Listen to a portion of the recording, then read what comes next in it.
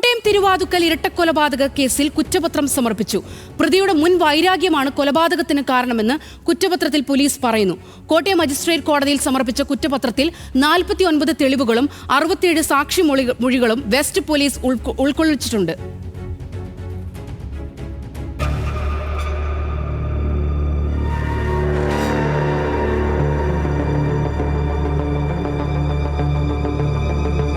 കോട്ടയത്തെ ഞെട്ടിച്ച ഇരട്ടക്കൊലപാതകം നടന്നത് ഏപ്രിൽ 22-ാം തീയതി പുലർച്ചെയാണ്.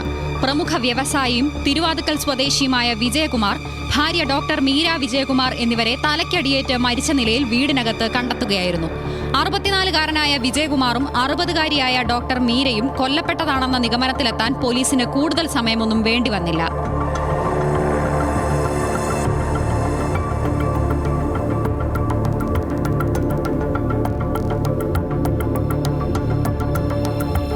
ഇരട്ടക്കൊലപാതകം നടത്തി മുങ്ങിയ അസം സ്വദേശിയെ 24 മണിക്കൂറിനുള്ളിൽ കേരള പോലീസ് പിടികൂടി. സഹോദരൻ ജോലി ചെയ്തിരുന്ന തൃശൂർ മാളയിലെ കോഴിഫാമിൽ നിന്നാണ് അമിത് പോലീസിന്റെ പിടിയിലാകുന്നത്.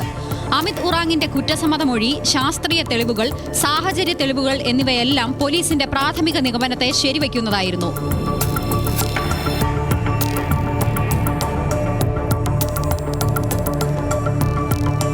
കൊല്ലപ്പെട്ട വിജയകുമാറിന്റെ മുൻ ജീവനക്കാരനായിരുന്നു അമിത് ഉറാങ്. അമിത് ജോലിക്ക് നിന്നിരുന്ന സമയത്ത് വിജയകുമാറിന്റെ മൊബൈൽ മോഷ്ടിക്കുകയും അതുപയോഗിച്ച് സാമ്പത്തിക തട്ടിപ്പുകൾ നടത്തുകയും ചെയ്തു. അന്ന് വിജയകുമാർ പോലീസിൽ പരാതി നൽകി. അന്വേഷണത്തിനൊടുവിൽ അമിത് ഉറാങ് റിമാൻഡിലായി. ജയിലിൽ പോകുമ്പോഴും അതിനുശേഷവും കേസ് പിൻവലിക്കാൻ പണം നൽകാമെന്ന് അമിത് വിജയകുമാറിനോട് പറഞ്ഞു. നിയമ നടപടികൾ മുന്നോട്ടു പോകട്ടെ എന്ന നിലപാടിൽ വിജയകുമാർ ഉറച്ചുനിന്നു.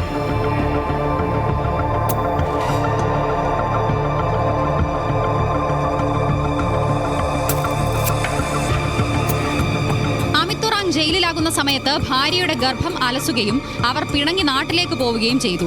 ഇതെല്ലാം അമിത്തിന്റെ മനസ്സിൽ പകയായി മാറി. അമിത്തും ഭാര്യയും നേരത്തെ വിജയകുമാറിന്റെ വീടിന് പുറത്താണ് താമസിച്ചിരുന്നത്. അതുകൊണ്ട് തന്നെ വീടിനകത്ത് എങ്ങനെ കടക്കാമെന്നും വീട്ടിലെ സാഹചര്യം എന്താണെന്നും അമിത് ഉറാങ്ങിന് കൃത്യമായി അറിയാമായിരുന്നു.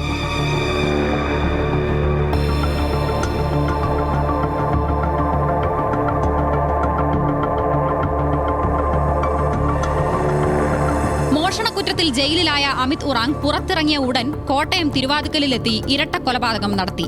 കൊലപാതകം നടന്ന് 75 ദിവസത്തിനുള്ളിൽ കോട്ടയം വെസ്റ്റ് പോലീസ് കോടതിയിൽ കുറ്റപത്രം സമർപ്പിച്ചു. 750 പേജുള്ള കുറ്റപത്രത്തിൽ 67 സാക്ഷിമൊഴികളും 48 വിവിധ രേഖകളും അന്വേഷണ സംഘം ഉൾപ്പെടുത്തിയിട്ടുണ്ട്. അന്വേഷണം നടത്തി 24 മണിക്കൂറിനുള്ളിൽ തന്നെ നമുക്ക് ഇതിന്റെ പ്രതിയെ കണ്ടെത്താനും അറസ്റ്റ് ചെയ്യാനും സാധിച്ചു. തുടർന്നിട്ട് കേസിന്റെ അന്വേഷണം സ്പെഷ്യൽ ടീമിനെ കോൺസ്റ്റിറ്റ്യൂട്ട് ചെയ്ത് നടത്തി അതിൻ്റെ അന്വേഷണം പൂർത്തിയായിട്ടുണ്ട്. 83ാമത്തെ ദിവസം ആണ് അപ്പോൾ നമ്മൾ ചാർജ് കൊടുക്കുകയാണ്. ഇരട്ടക്കൊലപാതകത്തിന് അമിത് ഉറാങ് ഉപയോഗിച്ച കോടാലി കൃത്യം നടന്ന വീടിന് സമീപത്ത് നിന്ന് പോലീസ് കണ്ടെത്തിയിരുന്നു. വീട്ടിലെ CCTV ദൃശ്യങ്ങൾ അടങ്ങിയ DVR അമിത് വീടിന് സമീപത്തെ ജലാശയത്തിലാണ് ഉപേക്ഷിച്ചത്. ഇതും പോലീസിന് കണ്ടെത്താൻ കഴിഞ്ഞു. റിമാൻഡിലുള്ള അമിത് ഉറാങ് കുറ്റപത്രം സമർപ്പിക്കുന്നതിനിടയിൽ ഒരിക്കൽ പോലും ജാമ്യത്തിനിറങ്ങാനുള്ള ശ്രമം നടത്തിയില്ലെന്ന് കോട്ടയം വെസ്റ്റ് പോലീസ് അറിയിച്ചു.